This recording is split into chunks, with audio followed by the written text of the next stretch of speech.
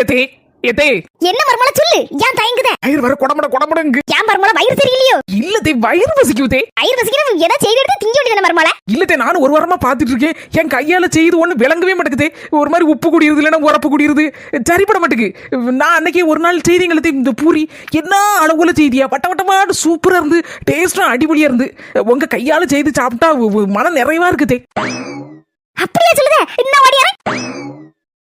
Hello சொல்லுடி. என்னது உன் மாமியார் ஒண்ணு செய்து எடுத்து தர மாட்டேங்களா? என்ன ஃபாலோ பண்ணு. மாமிய கழிவுனாலே அப்படிதான் இருப்பாங்க.